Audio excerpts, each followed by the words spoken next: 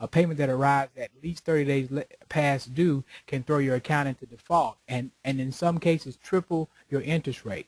Plus, other creditors may start charging you a default interest as well. Now, what I mean by default interest rate is, by law, they have to tell you what the initial rate is going to be and what the rate is going to be if you go over a certain limit, or if your rate if you're past due for a period of time.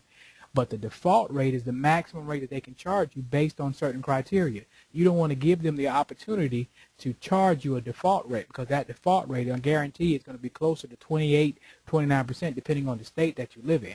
So you do want to keep that in mind, and that default rate is going to be, it's actually going to be in a lot of the disclosures that they give out. So, and it's called a universal default rate clause, and it's actually buried somewhere deep in almost every credit contract out there. So you do want to keep that in mind.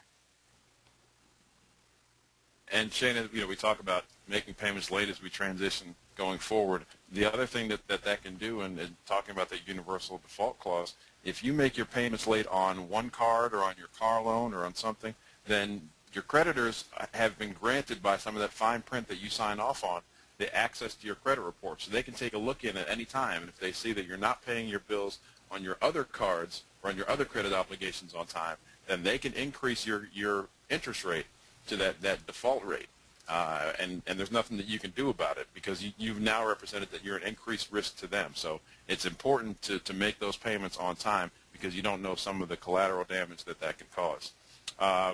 Here's some good news. We want to give you some action steps to correct those bad habits, because we're talking about fixing your habits, because as Shane has talked about earlier, you can't fix your credit, but you can fix your habits, and you can have a positive impact to things going forward.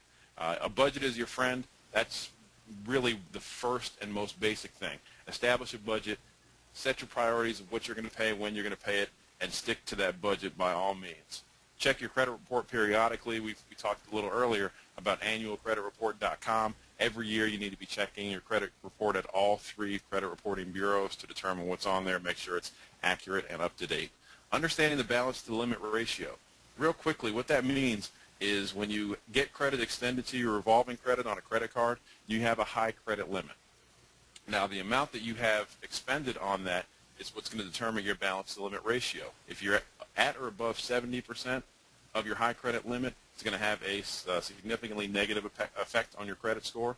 If you're at or below, or at or above 50%, it's really going to kind of keep it where it is. It's not going to help you, but it's not really going to hurt you too badly. If you can get it to at or below 30%, that's really going to start to have a dramatically positive impact on your credit score. So you really want to understand that and really strive to get it to that 30% or below.